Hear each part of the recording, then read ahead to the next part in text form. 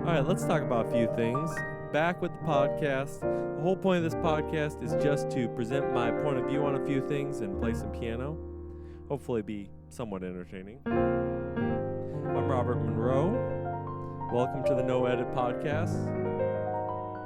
Let's start out with this Yuzu Nintendo thing.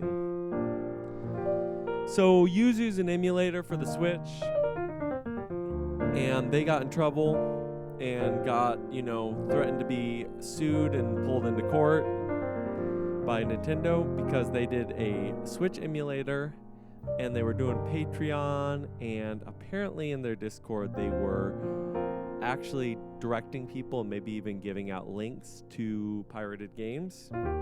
If you know anything about emulation occupies this weird legal gray area. It's actually not gray at all. It's completely and utterly legal to emulate.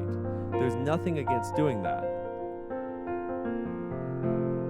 But you can't use a company's source code.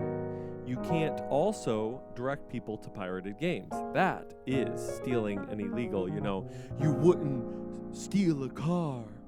You wouldn't steal a bike. You wouldn't steal a meal. It's that whole thing, right? Well, that is effectively what they were caught red-handed doing, was helping people with pirated stuff. So people think that's kind of why it went the way it did, because they ended up settling out of court for something over $2 million. It was nuts. But that's the main reason why people think it went that way.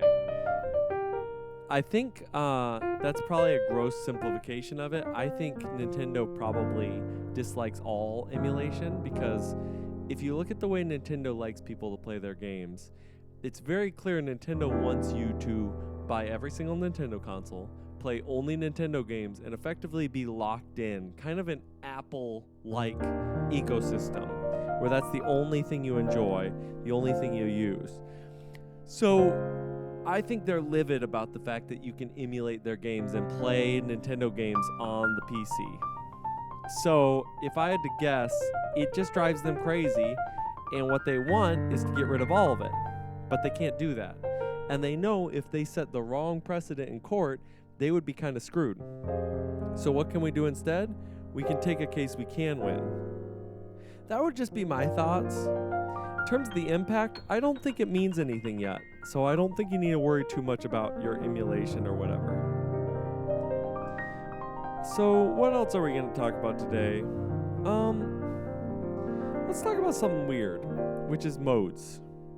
Do modes actually exist? No, let me just step back a little bit before that. So what a mode is this idea that you can be in a major key, right? That's an E flat major, and the idea is that is a mode in and of itself. That's Ionian. That's the name of it. But then you could start on F and always be on F, but in the context of E flat major, and that would be Dorian. So on and so forth. Like one of the most favorite, if you're like an anime and like cool progressive rock, is Lydian.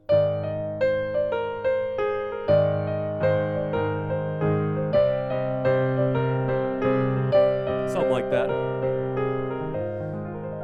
My question is, do modes actually really exist? Because here's the thing. I used to be a really big fan of modes. I thought modes really had their purpose in the world, and that you could create whole pieces of music by thinking that you were in a certain mode, right? You go, I'm in F Dorian.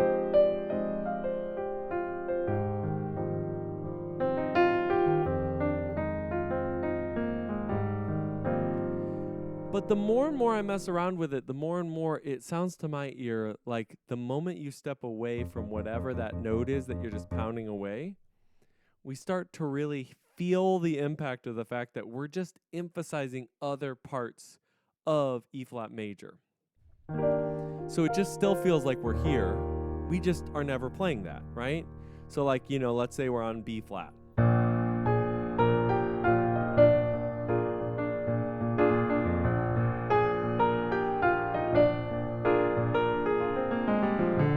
Yes, it has its own sound.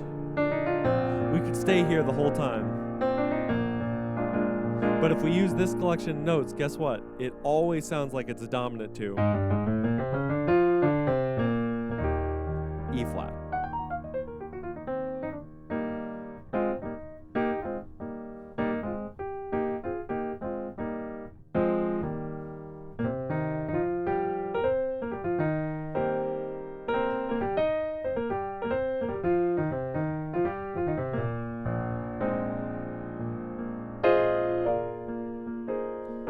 I think if to really decide that modes were a thing, you would have to find pieces of music that never change from wherever that mode is.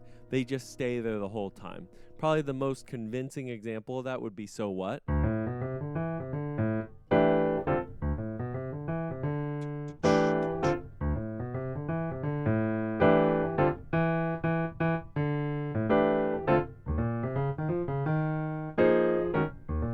That's a pretty good idea of what a modal piece really sounds like, is you're just staying in that one spot. But even that, it's almost like that's just the color, the universe we're in, but it's still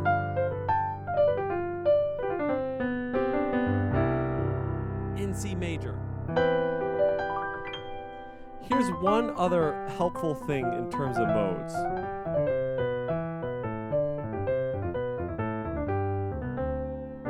And this is where I think they actually have some real benefit, and I'll stop talking then. And that is, if I tell someone that we're in the key of C major, they're going to play something like this if they're not very comfortable improvising. They'll play like this.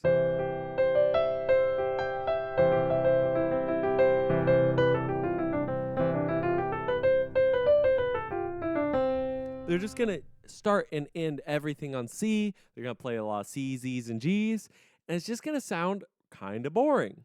So how do we teach kids or teach anybody to improvise in a way that's a little more interesting? Well, then you go, hey, we're actually in D Dorian.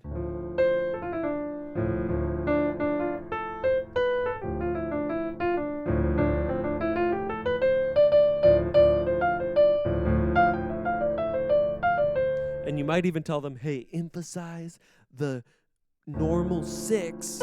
Unlike the normal minor, that would be B flat. We got that lovely 6. And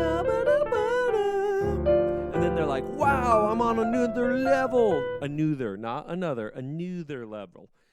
And this is what I'd say about that. That is all well and true. But you can also just teach people how to explore space and how to listen and use their ears. Am I saying modes don't exist? Yes. Am I also saying modes do exist? Also, yes. I think it's just if it's a useful tool for you or not. I used to teach in modes a lot more than I do now. Now I am much more inclined to be like, hey, you're on the 2. As opposed to being like, you're in Dorian. These are the rules of Dorian. It's like, no. Use your ears. Use your ears. That's what I'm going to say.